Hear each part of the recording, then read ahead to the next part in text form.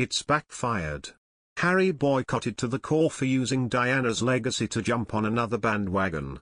At the time of the Megxit announcement, Prince Harry and Meghan Markle claimed that one of the primary reasons why they needed to split with the royal family is their desire to become financially independent. Not only that, but the Sussex couple also reportedly wanted to live a more peaceful life away from all the criticisms they had received when they were still living in the United Kingdom. 2 years since their infamous exit, Prince Harry faces another backlash after he allegedly jumped on another bandwagon during a recent event. Keep on reading to know more details. Is Prince Harry heartfelt plea backfires? Prince Harry joined former Wales rugby captain Gareth Thomas to urge British citizens to go and get a test to make the National HIV Testing Week. The youngest son of Prince Charles vowed to continue the unfinished work of his late mother, Princess Diana, on the said matter.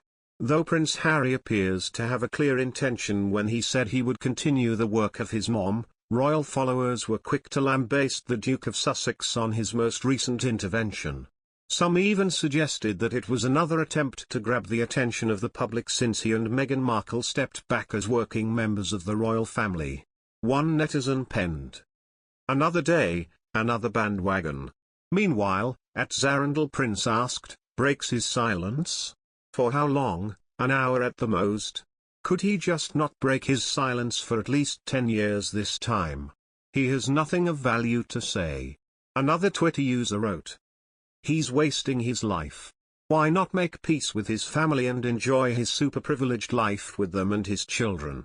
A third netizen stated, "Trying to make himself look good again, too little, too late Muppet."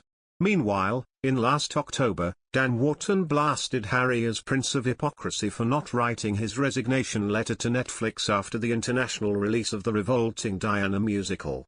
The expert said, "Diana, the musical is the most offensive and degrading portrayal of the late Princess of Wales in fiction since her death in 1997, and in terms of accuracy it makes that other historically derided Netflix series The Crown look like a royal encyclopedia of truth."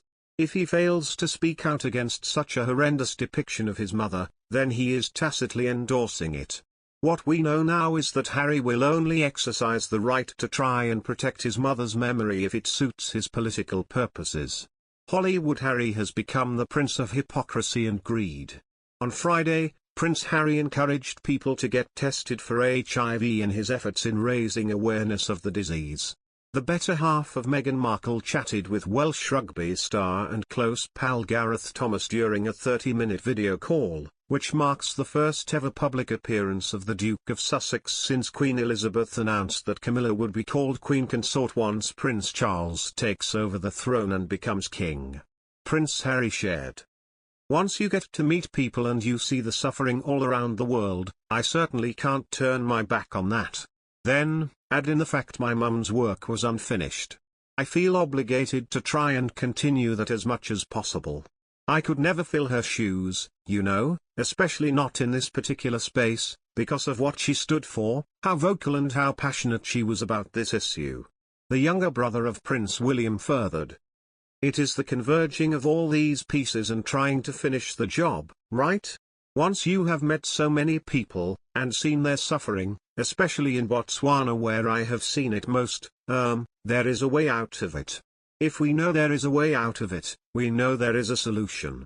My mum smashed that door down, kicked it open, and said if people are suffering, we need to learn more, and if there is stigma, then we need to talk about it more. I feel proud my mum started something incredible. It is already in the history books."